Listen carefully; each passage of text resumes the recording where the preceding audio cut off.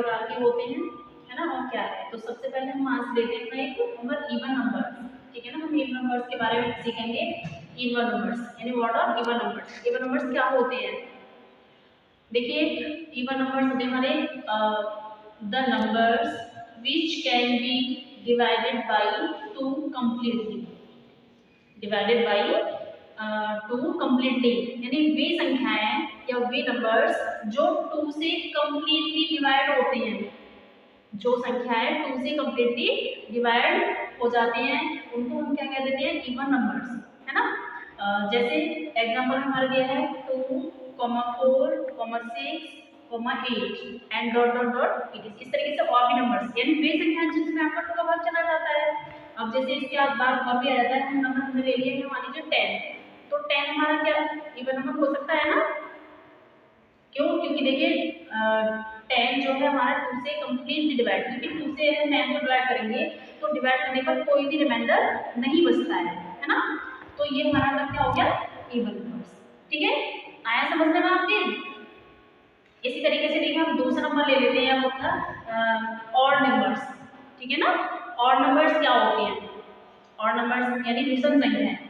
तो the numbers which cannot be divided by 2 completely are called odd numbers, यानी वे संख्याएं जो 2 से पूर्णतः विभाजित नहीं होती हैं, कंप्लीटली डिवाइड नहीं होती हैं, वे हमारी ऑड नंबर्स कहलाती हैं।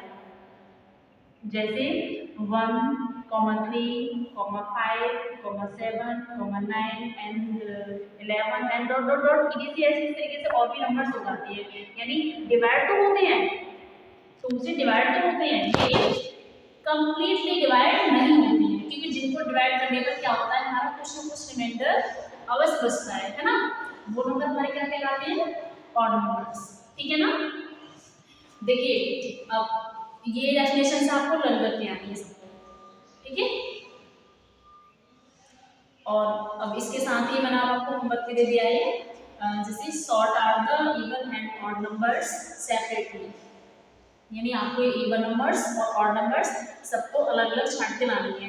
आपको 2 कॉलम बनाने होंगे, एक साइड में लिखना होगा इवन नंबर्स, एक तरफ लिखना होगा आपको ऑड नंबर्स, ठीक है। जिसमें आपको ये नंबर्स दे रखे हैं ना, इनमें से आपको जैसे कि 10 कैसा नंबर होता है आपका, इवन या ऑड,